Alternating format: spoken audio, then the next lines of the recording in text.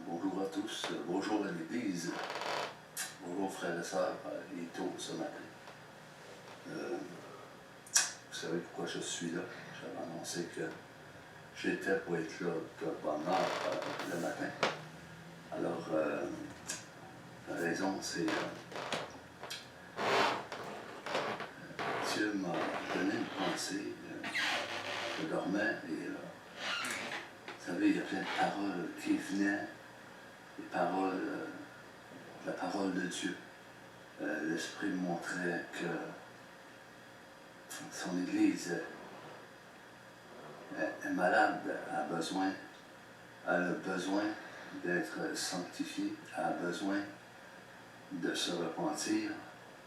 Et certains responsables ne le voient peut-être pas, mais c'est là présentement. Vous savez, l'Esprit de Dieu témoigne à notre esprit que nous sommes des enfants de Dieu, comme il est écrit dans Romains 8, 16. Alors, je tenais à partager cette pensée que j'ai reçue il y a déjà une semaine. Voici cette pensée, frères et sœurs. L'Église actuelle, l'excellence, recherche l'excellence. Et cela pour plaire à Dieu. Vous savez, dans le temps de Luther, il y avait 95 thèses. Il a planté un clou dans les portes des églises. Et si on se met à regarder comme il faut ce qui est dit en ce moment, je crois que plusieurs d'entre nous pourraient planter des clous dans les portes de beaucoup d'assemblées et mettre des thèses. Une réforme comme une réforme pour revenir à le vrai évangile. Parce que ce qu'on entend aujourd'hui, ce n'est pas le vrai évangile. Qu'on puisse se sonder actuellement, que l'Église puisse se sonder et regarder comme il faut sa situation.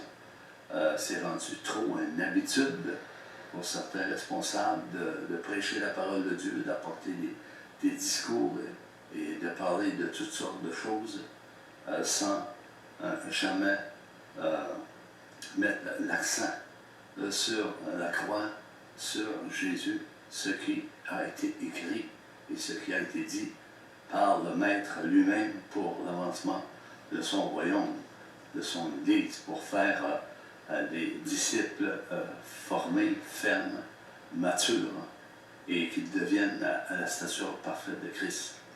Alors, cette pensée, comme je vais répéter, l'Église actuelle recherche l'excellence, et cela pour plaire aux hommes.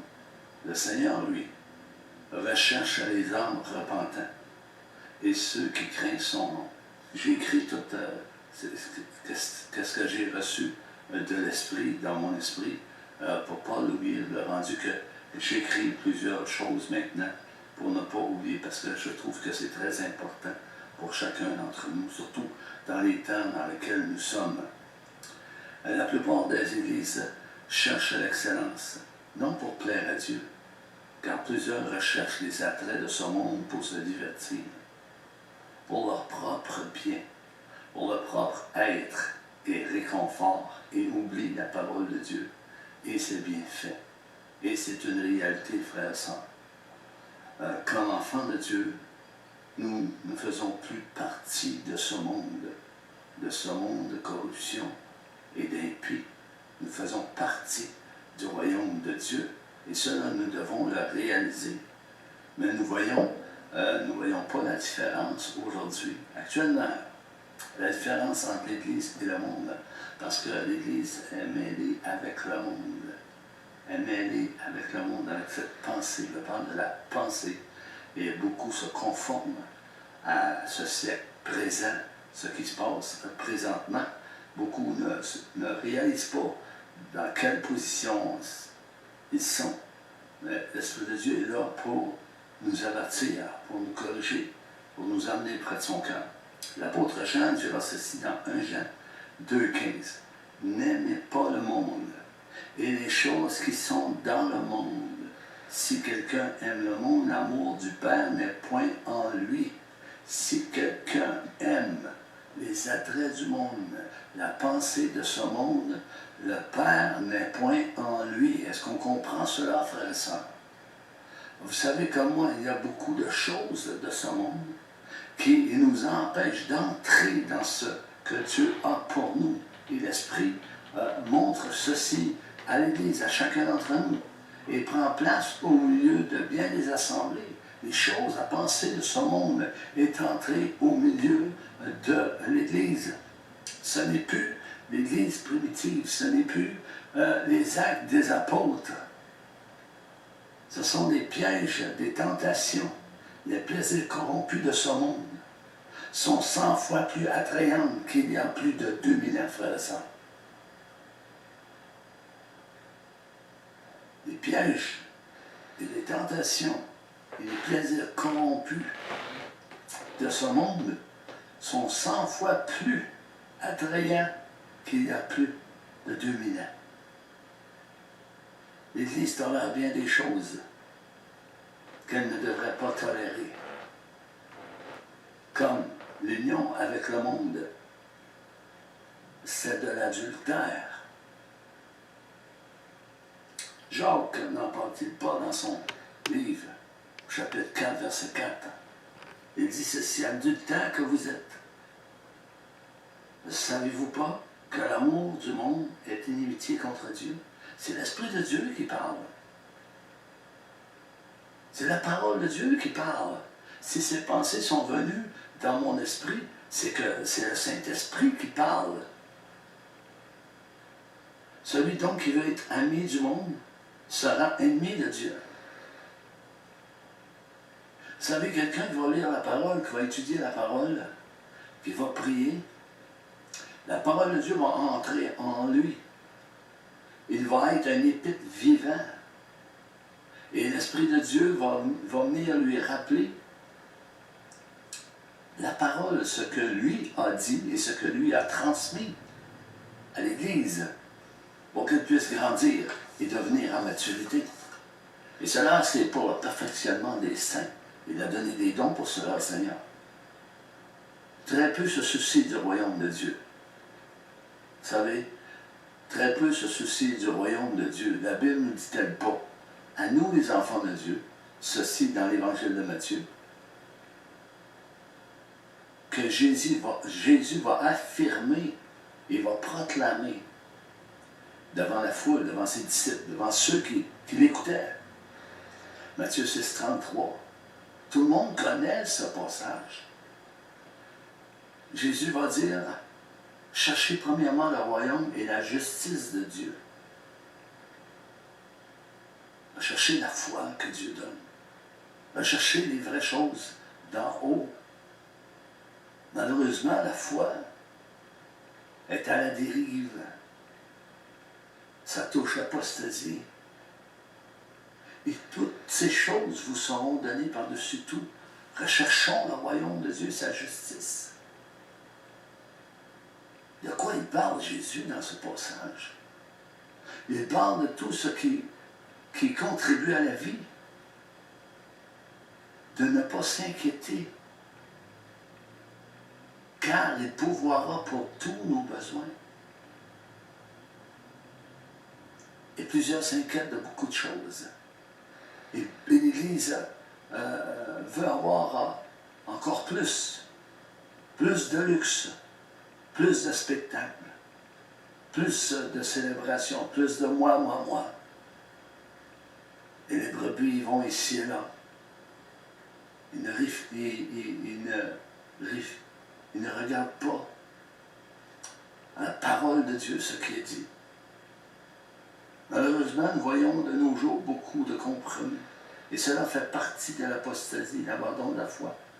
L'amour du plus grand nombre se refroidit. Je parle de l'amour que donne l'Évangile du Seigneur Jésus-Christ, conduit par le Saint-Esprit, qui donne l'amour. Pas l'amour du monde. Pas comme l'amour que peut nous donner le monde. Non, l'amour de Dieu, l'amour de sa parole, l'amour de son nom, qu'est Jésus-Christ. La parole de Dieu ne nous dit-elle pas que Dieu a tant aimé le monde et qu'il nous a donné son Fils unique, afin que quiconque croit en lui ne périsse point, mais qu'il ait la vie éternelle. Ne périsse point. L'amour que donne l'Évangile. Et cet Évangile est assez tordu aujourd'hui. Et on se plaît dans cet Évangile. Tout est correct. Ça ne dérange plus personne, frères et sœurs. Qu'on puisse réfléchir à ce qui est dit là. Nous ne parlons plus de péché dans plusieurs assemblées. Le mensonge s'y promène, la fornication, l'hypocrisie, l'adultère, la pornographie, la prostitution avec ce monde. C'est l'Esprit de Dieu, la pensée de Christ qui m'est parvenue pendant que je dormais. Et ça défilait comme ça. Et c'est une réalité. Plusieurs aiment les plaisirs de ce monde et s'y adaptent très vite. La plupart de nos églises aujourd'hui marchent encore au milieu de l'Égypte. Plusieurs se sont prostitués avec ce monde, d'impie et diabolique. Ils se sont fermés les yeux et les oreilles pour ne plus entendre les réprimandes du Seigneur, ce que Dieu a pour nous. Des messages que donne le vrai Évangile, conduit par le Saint-Esprit. Le Saint-Esprit qui donne le vrai amour, un amour agapé, un amour inaltérable. Seul le Saint-Esprit donne à l'Église cet amour que le monde ne peut recevoir, que le monde ne peut donner. Le monde ne peut donner cet amour. C'est un amour, l'amour que le monde donne, c'est un amour passager. La parole nous dit que tout va passer, mais la parole de Dieu ne passera point. Sa parole ne passera point. Et beaucoup n'aiment pas entendre des messages sur la repentance. Il aime mieux se faire flatter et être apprécié par des discours erronés par certains responsables et dirigeants d'assemblée, venant de 10 ans, prédicateurs que Dieu n'a pas appelés et placés sur certaines tribunes. Plusieurs prennent des tribunes. Mais Dieu ne les a pas appelés là. Ah, ils peuvent citer la parole de Dieu. Mais Dieu ne les a pas appelés là. Prions, frères et sœurs. Je dis, Seigneur, viens à notre secours. Viens au secours de ceux qui en ont besoin. En ton nom, Jésus. Souffle sur ton Église. Souffle sur ce monde. Seigneur, tu es venu pour sauver les âmes qui sont perdues et beaucoup se perdent. Et au milieu de ton Église, le divertissement est rentré et la crainte de ton nom n'est plus dans certains cas. Je te prie de toucher nos cœurs profondément. On puisse réaliser les temps dans lesquels nous sommes présentement. Touche les familles, touche les enfants. Que ta main protège les familles et les enfants. Dans le nom puissant de Jésus. C'est ce que j'avais à partager, frères et sœurs. La pensée de Christ. L'Église a-tu la pensée de Christ? L'apôtre Paul a dit, nous avons la pensée de Christ. Paul a dit, soyez mes imitateurs, comme moi-même, je le suis de Christ. Est-ce que nous entendons cela, frères et sœurs? Je vous laisse là-dessus. Je crois qu'il est 3h moins quart du matin. Et encore une fois, l'Esprit de Dieu m'a réveillé pour partager cette pensée, je ne sais pas quelle heure. Soyons vigilants. Prions. Demandons au Seigneur, si tu as de la difficulté aujourd'hui, crie à Dieu. Demande-lui. Prie. Insiste. Jusqu'à ce que Dieu te réponde. Insiste jusqu'à ce que Dieu te réponde. Alléluia. Parce que Dieu répond aux prières. Je vous aime et passez une fin de nuit dans sa présence. Alléluia. Dieu vous bénisse abondamment.